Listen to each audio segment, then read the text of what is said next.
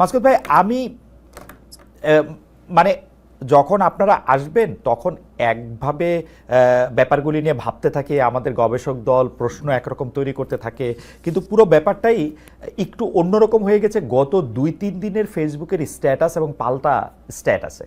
আমি যদি প্রথমে মাহফুজ আলম সাহেবকে ধরি, তিনি মাহফুজ আলম সাহেব প্রথমে একটি স্ট্যাটাস দিলেন যে তিনি একটি সার্কেলে সবাই দুর্নীতিগ্রস্ত, একজন শুধু বাদ থাকলে কি হবে, একটি নতুন দল। তিনি স্পষ্টত দুর্নীতির কিছু কথা বললেন, পরে আবার এটি চেঞ্জ করলেন।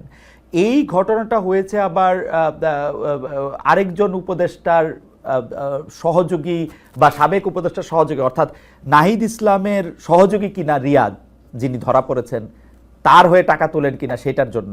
আজকে আবার নাহিদ ইসলাম একটি পোস্ট দিলেন যেখানে তিনি সাদিক কায়েম অর্থাৎ শিবিরের যিনি সভাপতি ছিলেন তাকে ঘিরে জুলকারনায়ন সায়ের ষড়যন্ত্র করছেন, এই করছেন। জুলকারনায়ন সায়ের আবার বললেন যে এইটার জন্য এটা। আমরা আসলে মানে আমি আমি আমি আমি সোশ্যাল মিডিয়ার এই কথাগুলি থেকে মানে একটাকেও আমি সত্যি ভাবতে চাই না, কিন্তু আমার বন্ধুরা বলতেছে যে সবগুলি সত্যি। মানে নাহিদের অভিযোগ সত্যি, জুলকারনায়ন সাহেবের বিরুদ্ধে অভিযোগ সত্যি, জুলকারনায়ন সাহেব যেটা নাহিদের বিরুদ্ধে বলতেছেন সেটা সত্যি, মাহফুজ আলম যেটা বলতে চেয়েছেন সেটাও সত্যি। আপনি কি মনে করছেন মাসকাত ভাই? আপনি যদি আমাদের একটু বলেন। আমি কিন্তু আপনাকে দেখতে পাই আপনি সীমান্তের শেষ ফাঁড়ির মতো আপনি তাদেরকে একেবারে নিরঙ্কুশ এবং কোনো রকম ছাড়া সমর্থন দিয়েই যাচ্ছেন, বলেই যাচ্ছেন, এবং অন্যদেরকে আপনার তীক্ষ্ণ লেখনী দিয়ে সমালোচনা করেই যাচ্ছেন। মানে আপনার চোখে যে তারা এখনো অনেক একই রকম আছে, ভালো আছে বা সে থাকতে পারলো, আপনি আমাকেও একটু শিখিয়ে দেন, কারণ আমিও ওদেরকে ভালোই দেখতে চাই। মানে এটা আপনি একটু আমাকে একটু যদি শেখান। আমি একই প্রশ্ন নিয়ে ডক্টর জাহেদকেও বলতে চাই। ডক্টর জাহেদের সঙ্গে আমার আসলে অনেক আলাপ হয়েছে। আমি একটু লম্বা ভূমিকা দিচ্ছি কারণ আমার কাছে এই মুহূর্তে এই মানে এই রিসার্চ টিম যে প্রশ্ন তৈরি করে দিয়েছে আমাকে, এই প্রশ্নগুলি আমার আর করতে ইচ্ছা করতেছে না। মানে এটা হয় না।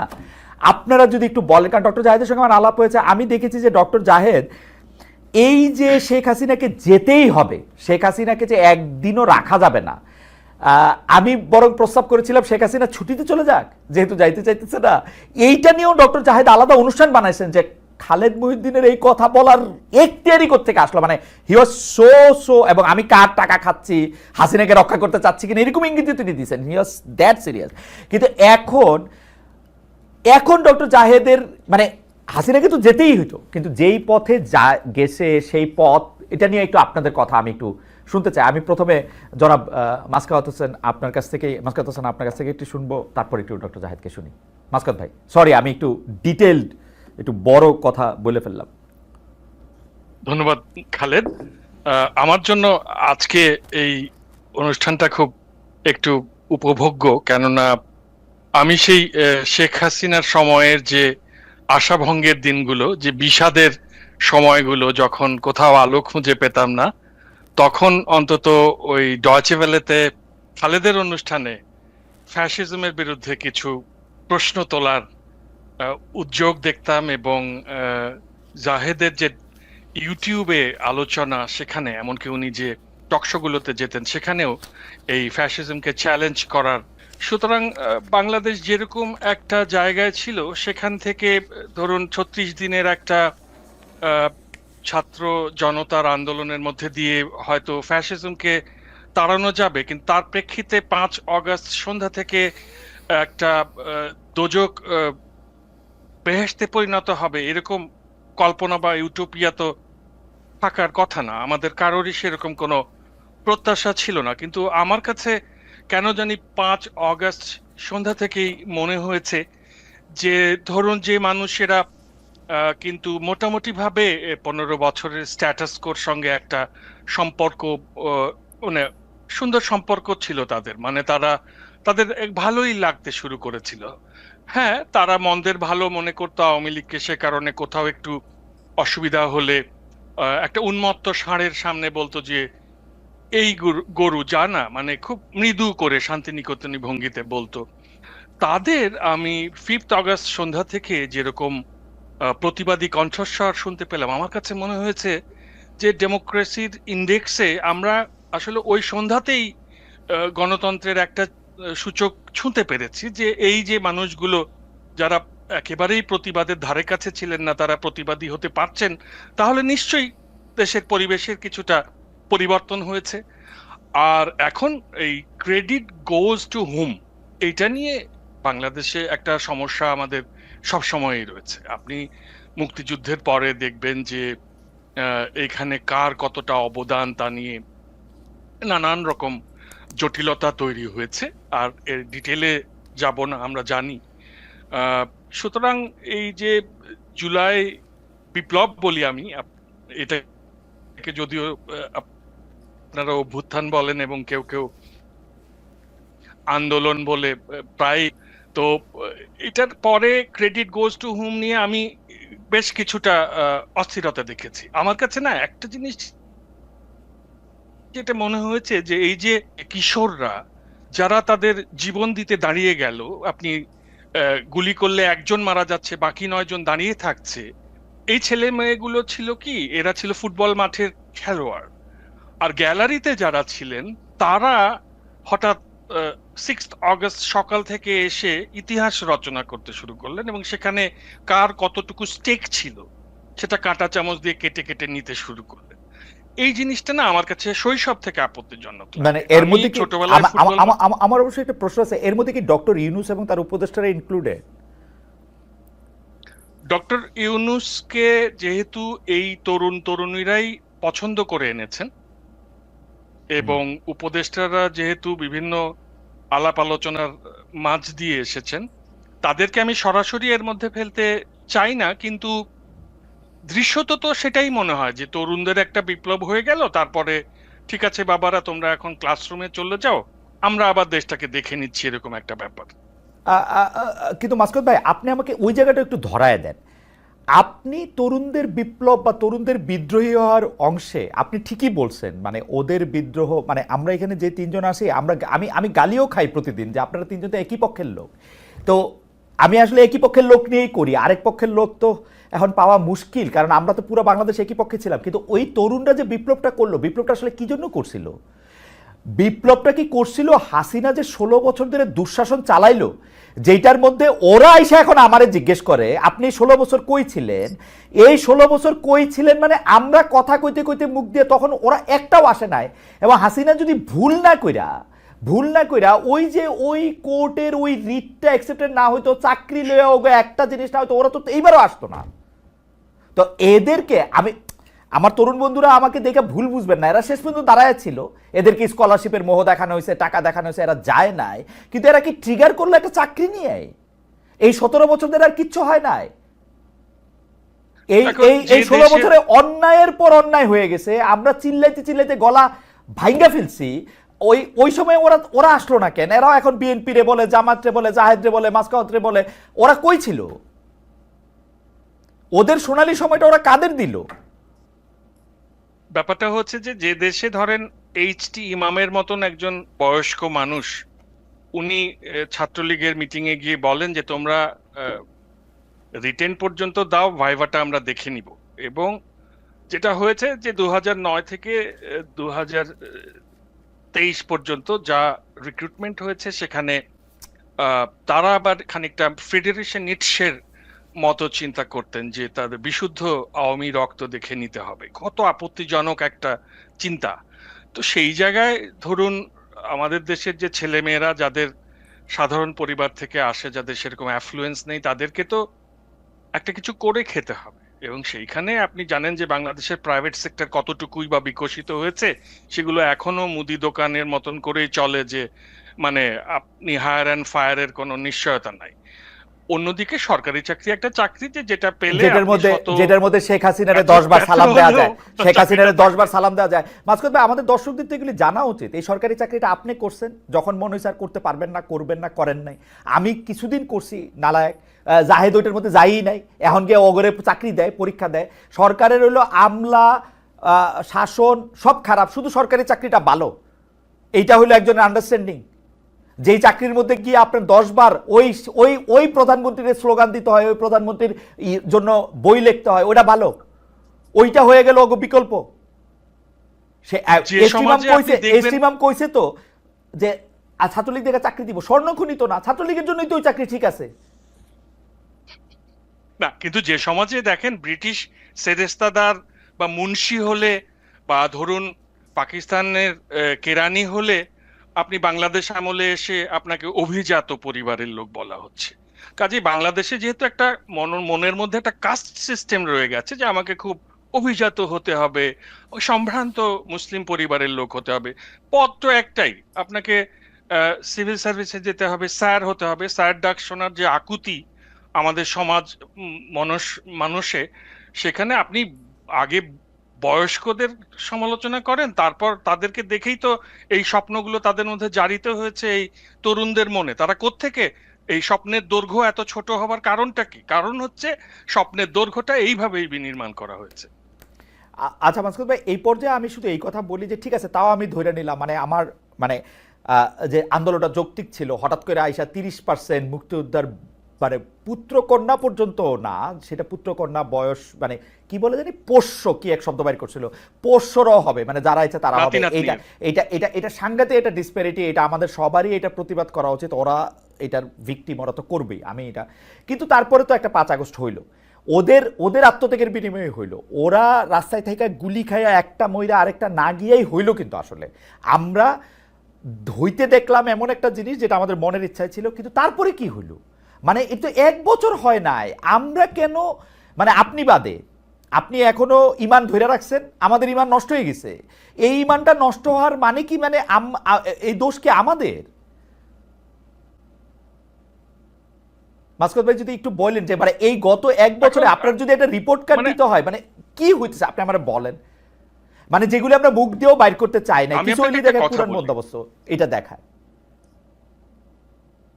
2006 সাল পর্যন্ত ধরেন চাঁদাবাজিটাও যে লেভেলে ছিল, সেখানে একজন রাজনৈতিক কর্মী সারা জীবন চাঁদাবাজি করে এই 2-3 কোটি টাকা হলেই বাস যথেষ্ট। কিন্তু শেখ হাসিনার সময় এসে আপনার পিয়নের 400 কোটি টাকা, তারপরে আপনার নিজের মুখে সংবাদ সম্মেলনে বলে দিয়েছে সভাপতির 1000 কোটি টাকা। না বাসকাত ভাই, আমার 400 কোটি টাকাতেও প্রবলেম নাই, এটা যে একটা গর্বের বিষয়, এটা যে একটা সংবাদ সম্মেলনে বলা যায়, এবং আমরা সাংবাদিকরা বৈশা বৈশা যে এটা আবার শুনলাম, মানে এইটা না একটা ডিস্টোপিয়ান ওয়ার্ল্ড, মানে এটা আসলে একটা স্বাভাবিক দুনিয়া ছিল না আসলে। ওটা নিজের মুখে এটা বলছে যে আমার পিওনেরই 400।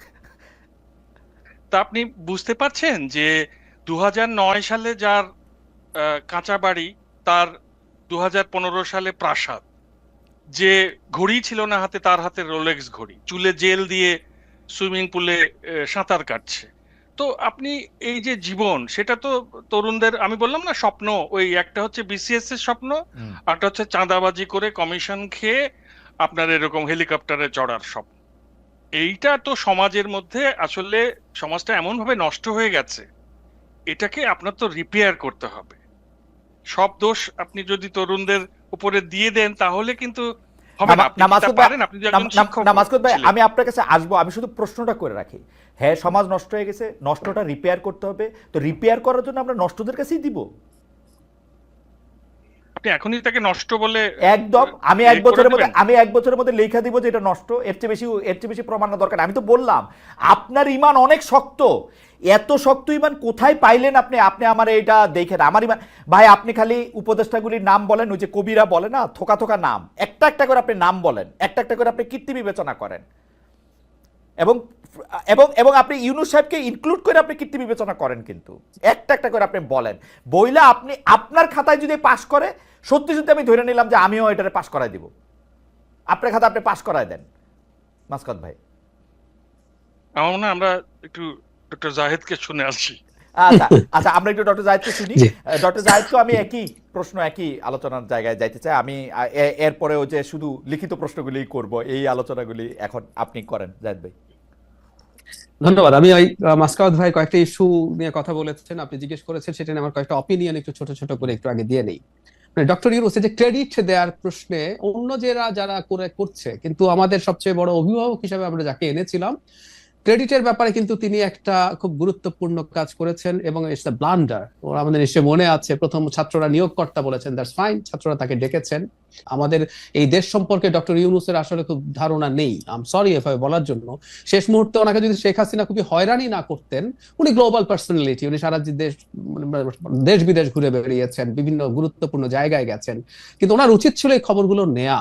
ওনাকে কেউ ফিট করেছে ফর গড সেক, এবং কে ফিট করেছে সেটাও বলতে পারি, it's a public document. Press secretary উনি 8 অগস্ট মাহফুজ আলমের সাথে একটা ছবি দিয়ে clearly brain behind the movement কথাটা লিখেছেন, এবং কিভাবে মাহফুজ আলম একা এই জিনিসটা অর্গানাইজ করেছে ওই স্ট্যাটাসটা এখনো আসছে, আশা করি যে কেউ দেখতে পারেন। সো এই ঘটনাগুলো ঘটেছে এবং এই ঘটনাগুলো ঘটাটা আসলে প্রবলেম তৈরি করেছে, এবং উনি নিশ্চিতভাবেই একজন কিভাবে কৃতিত্ব দিলেন এই মুভমেন্টে, কিভাবে হলো, কিভাবে একটা চাকরির জন্য মুভমেন্ট এই জায়গায় এসে ঠেকলো, ওনার এগুলো জেনে শুনে সবকিছু তথ্য নিয়ে আসলে বলা উচিত ছিল, এবং উনি যখন ওই জায়গায় দাঁড়িয়ে কথাটা বলেন এটা সংকট তৈরি করে। নাম্বার 2 হচ্ছে তাদের উপরে যে এক্সপেকটেশনের কথা। খালেদ ভাই প্রশ্ন করেছিলাম ওদের সোনালী সময়টা কাকে দিল। আচ্ছা, আমি ওই বিসিএস পরীক্ষা প্রসঙ্গে বলি, এটা নিয়েও প্রচুর শোরগোল হচ্ছে, আমি কেন ওখানে গেছি ইত্যাদি ইত্যাদি। যাই হোক, আমার এক্সপেরিয়েন্সের কথা যদি বলি, এটা যে কেউ জানেন, আমি এই এক্সপেরিয়েন্সের কথা বলার সূত্রেই ওই তথ্যটা দিয়েছিলাম। সবার চয়েস একদম ইনভেরিয়েবলি, 1 হচ্ছে প্রশাসন, 2 হচ্ছে পুলিশ, আর 5% হবে না, 1-2% হবে ফরেন ক্যাডার ফার্স্ট। আচ্ছা, আমরা খেয়াল করি, আমি এই দুটো ক্যাডারকে আবার বিসিএস এর সব চাকরি থেকে আলাদা করতে চাই, কারণ এ দুটো ক্যাডারই শেখ হাসিনাকে অবৈধভাবে ক্ষমতায় রেখেছিল। খেয়াল করুন, প্রশাসন, আমি তার মানে তারা এমন একটা চাকরির পার্ট হতে চেয়েছে যে রিটার্নিং অফিসার বা অ্যাসিস্ট্যান্ট রিটার্নিং অফিসার হিসাবে রাতের ভোট করেছিল শেখ হাসিনার জন্য, যে শেখ হাসিনার হয়ে পিটিয়ে গুম করে খুন করে শেখ হাসিনা ক্ষমতায় রেখেছে পুলিশ ক্যাডারে। আমি একদিন একটা টিভি টক শোতে, আমার সাথে এবি পার্টির ফুয়াদ ভাই ছিলেন, সাথে হান্নান ছিলেন। তবে হান্নানকে এভাবে বলছিলাম ওই শোতেই অন রেকর্ড, যে হান্নান যদি বিসিএস এর পুলিশ হতো, যদি চাকরি হয়ে পল্টনের ওই থানায় যদি তার পোস্টিং থাকতো, হান্নান যদি রাস্তায় থাকতো, সেদিন ফুয়াদ ভাই যদি ওখানে একটা রাজনৈতিক কর্মসূচি আসতো এবং নির্দেশ থাকতো যে মিছিল, এই সমাবেশ ছত্রভঙ্গ করো, হান্নান ফুয়াদ ভাইকে পেটাতেন রাস্তায়। Isn't it? এটাই তোর চাকরি। তার মানে আমাদের তরুণরা শেখ হাসিনাকে সার্ভ করার চাকরি, এবং যে দুটো চাকরি, অন্য ক্যাডার গুলো ঠিক অতটা সরাসরি সরকারকে ক্ষমতায় রাখার সাথে জড়িত না, যে দুটো ক্যাডার তার সরাসরি ক্ষমতায় রাখার সাথে জড়িত, তারা ও দুটোতে যেতে। কিন্তু ডক্টর রহমান, আমি মানে আলোচনাটার ইয়ার জন্য, আপনার মনে হয় না যে ওরা বিএনপি মডেলটা নিছে? 2018 সালের যে ইলেকশনের মধ্যে যে ইলেকশনটা খারাপ হয়েছে, এই খারাপ কথাটা আমরা বিএনপি নিতে কোয়াইতে, আমার মনে আছে যে আমার জীবন বাইরে হয়ে গেছে। তারা 36 ঘন্টা পরে না কতদিন পরে গিয়া তারা প্রেস কনফারেন্স করছে, তারপরে নিজেরা গিয়ে জয়েন করছে, টু মাই আটার সারপ্রাইজ। আমি যখন তাদের জানতে চেয়েছি যে তারা আপনারা গিয়ে জয়েন করলেন কেন, আমরা ভিতরে গিয়েও শেখ হাসিনার বদনাম করতে চাই, সেই জন্য আমরা এটা করছি। তো হান্নান মাসুদরাও তো ভিতরে গিয়া না পিটায়, আপনি কেমনে জানেন, ওর তো বিএনপি মডেলও নিতে পারে, না পিটায় শেখ হাসিনারে ভয় দেখাইতে পারতো যে আমরা এসেছি, এখন তোমাদের এখন সাবধান হতে হবে। আপনার প্রথম যে বিএনপির কথা বললেন, আমি নিজেও খুব অবাক হয়েছি। বিএনপি তার ইতিহাসে যতগুলো ডিজাস্টারাস ডিসিশন নিয়েছে তার মধ্যে এটা অবশ্যই একটা। কিন্তু যেটা হয়, একটা এমপি একজন ইন্ডিপেন্ডেন্ট মানুষ, একটা সরকারি চাকরি যখন কেউ করতে যায় তাকে আসলে ওই অর্ডার গুলো পালন করতে হয়। ধরে নিলাম চাকরি করতে করতে কোনো এক সময় তারা ইউএনও হলেন, আফটার সাম ইয়ার্স তারা মানে অ্যাসিস্ট্যান্ট রিটার্নিং অফিসার হবেন, শেখ হাসিনা আবারও চুরি করবেন, তার পক্ষে তো সম্ভব ছিল। ডক্টর রহমান, তাহলে আপনি আমার এতজন বন্ধুরে চাকরির থেকে বাদ দিলেন কেন? এতজন বন্ধুর বিরুদ্ধে মামলা দিলেন কেন? এতজন বন্ধুরে কেন আপনি বাইর করলেন যে এরা ডিসি থাকা অবস্থায় এই বদমাইশিগুলি করছে? শেখ হাসিনা কইলে কোন ডিসির কোন মাথা যে সে কিছু একটা আমি বের করলাম, কারণ হচ্ছে এটা আপনি আমার চাইতে অনেক ভালো জানেন, সেটা হচ্ছে ওনারা প্রজাতন্ত্রের কর্মচারী, ওনারা শেখ হাসিনার ক্যাডার না, এবং বেআইনি কোনো কিছু করার জন্য তার রেসপন্সিবিলিটি শুধুমাত্র তার।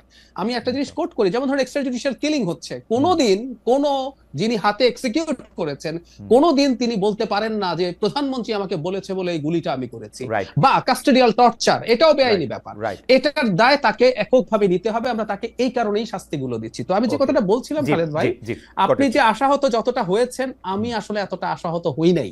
আমার ঈমান আসলে আগেই ছিল। আপনি ঈমান রাখছিলেন, মাসকাত ঈমান ধরে রাখছেন, আমার ঈমান আগেই ছিল না। আমি যে তরুণরা এই রকম জায়গা থেকে উঠে এসছে, এবং আমি একমত মাসকাত ভাইয়ের সাথে একেবারেই, এই রকম পচে যাওয়া একটা সোসাইটি যেটা সোশ্যাল অ্যাকসেপ্টেন্স আছে, আমি কথাটা ইদানিং রিপিটেডলি বলছি, এখন এই করাপশন, এই রকম দুর্বৃত্তায়ন আমাদের কালচারের পার্ট হয়ে গেছে। খেয়াল করুন, আমরা কি এই প্রশ্ন এই দেশে করি? আপনি অনেকদিন দেশে আসেন না, মাসকাত ভাইও আসেন না, কিন্তু আপনি নিশ্চয়ই খবর রাখেন। আমাদের সমাজে কি কোনোদিন আমরা এই প্রশ্ন করি, একটা ছেলে বিসিএস চাকরি পেলো বা সরকারি 3rd 4th ক্লাস গ্রেডের চাকরিও যখন পায়, রাতারাতি তার একটা গাড়ি হয়ে যায়, রাতারাতি তার একটা ফ্ল্যাট হয়ে যায়, আমি ন্যূনতম কোনো প্রশ্ন দেখি না, বরং আমরা প্রত্যেকে চাই আমার সন্তানটা গিয়ে ওখানে হাজির হোক। সো এই যখন অবস্থা, সেই তরুণদের সামনে যখন, আমি আবারও বলছি সব তরুণ করাপ্ট হবে না আমি তাই মনে করি না, কিন্তু একটা উল্লেখযোগ্য অংশ হবেই নি, স্ট্যাটিস্টিক্যাল যে প্রবাবিলিটি আছে সেটা তাদের ক্ষেত্রেও প্রযোজ্য, কোনো সন্দেহ নাই। তো সেই তরুণের সামনে যখন এরকম অবারিত সুযোগ আসে, it's the same thing, BCS চাকরি হয়ে আপনি ঘুষ খান আর চাঁদাবাজি করেন, এর মধ্যে আলাদা কিছু নাই, বরং কম বয়সে তারা আরো অনেক, মানে 1-2 কোটি খাওয়ার জন্য তো বিসিএস এর যে জায়গায় যেতে হতো, কম বয়সে তারা সেটা দেখে ফেলছে, তো এটা করবেন তো। ডাক্তার রহমান, আমি শুধু বোঝার জন্য, যেহেতু আপনি এগুলি কাছে থেকে বিশ্লেষণ করেন, আমি দেশে সর্বশেষ গিয়েছিলাম 2024-এর ইলেকশনটা যখন হয়েছে, তো সুতরাং আমিও একটু আমার কাছে কিন্তু পরে মনে হয়েছে যে এই কথাটা হয়তো ঠিক, তারা যে আন্দোলনটা করতেছে সেটা একটা চাকরিকে ঘিরা না, 2019 সালের পর থেকে তারা সংগঠিত হইতেছে, সেটা যদি চাকরি হোক, নিরাপদ সড়ক চেয়ে আন্দোলন হোক, এমনকি আমার ঝাড়ু দেওয়ার অধিকারও হোক, এরকম একটা কিছুকেও যদি তারা জাতীয় আন্দোলনে পরিণত করতে পারে, তারা আসলে আলটিমেটলি আন্দোলনটা করতেছিল শেখ হাসিনাকে ফেলে দেয়ারই। এতে তাদের সবচেয়ে বেশি সহায়তা করছে শেখ হাসিনা নিজে, কিছু গুরুত্বপূর্ণ সিদ্ধান্ত নিয়ে যেগুলিতে তাদেরকে আসলে সাহায্য করা হয়েছে তাদেরকে। তো আপনার কাছে কি এইটা এরকম মনে হয় না যে আসলে চাকরিটা না, তারা আসলে সংগঠিত হইতেছিল একটা কমন কজকে ঘিরা, যেটাতে তারা আসলে শেখ হাসিনাকে ধাক্কা দিতে পারে? আমি মনে করি না, তাদের অনেকের ভেতরে এই ইচ্ছা ছিল না তা বলছি না। আমি, আমার রিটেন ডকুমেন্ট আছে, আমি অনেকগুলো কলামে এটা লিখেছি, আমি আমার ভিডিওতে বলেছি, আমি বাংলাদেশে তিউনিসিয়া মডেলের একটা ঘটনা ঘটবে, আমি সেটা একদম ক্লিয়ারলি বলেছি। কারণটা হচ্ছে মানুষ ক্ষুব্ধ হয়ে আছে, আপনি চাইলেও আসলে এগুলো যে অর্গানাইজ করে করাতে পারবেন নট নেসেসারিলি, আপনার প্ল্যান থাকতে পারে একটা অংশের, এটা আমি দ্বিমত করছি না, কিন্তু আসলে এটা হোক বা অন্য কারো নেতৃত্বে, ধরলাম ওরা না, অন্য কেউ সামনে আছে, মানুষ যদি সামহাউ এটা ট্রাস্ট করতে পারতো যে এইটা হবে, এবং শেখ হাসিনার ওই ব্রুটালিটি যদি যোগ না হতো, অন্য ক্ষেত্রে যদি হতো তাহলে অন্য কেউ করলে এটা হবে। মানে বুয়াজিজির আগুন দেওয়ার ঘটনায় আসলে কি হয়েছিল, সমাজে বছরের পর বছর যে ক্ষুব্ধতা মানুষের মধ্যে তৈরি হয়েছিল সে আসলে নেমে গেছে, ঠিক এই ঘটনা ঘটেছে। সুতরাং এটা তাদের কারো চিন্তা থাকতে পারে, কিন্তু তারা পরিকল্পনা করে এমন একটা কিছু ঘটাতে পারবে, কারণ এর মধ্যে শেখ হাসিনার অনেকগুলো কাজ, শুধুমাত্র তার একটা উক্তি না। যেমন ধরুন, আমি প্রায় বলি 16 তারিখ যদি সাইদ মারা না যেত এবং সেটা যদি ভিডিও না থাকতো, আমি এটা একটু যোগ করতে চাই, ধরুন আমরা একটা বর্ণনা পড়লাম যে একজন নিরস্ত্র তরুণকে পুলিশ গুলি করে হত্যা করেছে, তার দুহাত প্রসারিত ছিল, কিছু আসতো যেত না আমাদের কাছে হয়তো, আর বাকি 5টার মৃত্যু হতো, 5টা মৃত্যু বিরাট সংখ্যা, কিন্তু সাইদের ভিডিওটা আমরা যখন দেখলাম, একটা ফাঁকা জায়গায় দাঁড়িয়ে একজন তরুণ এই করছে, পৃথিবীর নড়ে গেছে। আমি ভারতের মিডিয়াকে দেখছি, তখনও ভারতের মিডিয়া অবাক হচ্ছে যে কিভাবে এই ঘটনা বাংলাদেশে ঘটতে পারে। সো এই ঘটনাগুলো সব যুক্ত হয়েছে, সেজন্য কোনো পরিকল্পনা করে আসলে এটা হওয়া সম্ভব ছিল না, কারো চিন্তা হয়তো ছিল, কিন্তু ওই যে বললাম যে আমাদের মধ্যে বছরের পর বছর যেহেতু ক্ষুব্ধতা তৈরি হয়েছিল, বারুদ তৈরি হচ্ছিল, একটা ট্রিগারিং কোনো না কোনো পয়েন্টে। আপনি কিছুদিন আগে আমাকে একটা শোতে, ভয়েস অফ আমেরিকাতে আমার একটা ইন্টারভিউ 1 জানুয়ারি কোট করেছিলেন যে 1 বছরের বেশি টিকবে না, এরকম একটা মন্তব্য। আমি সেটা বলেছিলাম মূলত এই কারণে, এবং একটু যোগ করি, 2018 সালে নিরাপদ সড়ক আন্দোলনের সময় এই ধরনের একটা প্রবাবিলিটি তৈরি হয়েছিল মানুষ নামার, কিন্তু মানুষ নামে নাই। আমার ইন্টারপ্রিটেশন হচ্ছে ওই সময় অর্থনীতি তুলনামূলকভাবে ভালো ছিল, অথচ তখন কিন্তু পেটানো হয়েছিল স্কুলের বাচ্চাদের, তারপরেও কিন্তু আমরা মাঠে নামি নাই ওইভাবে।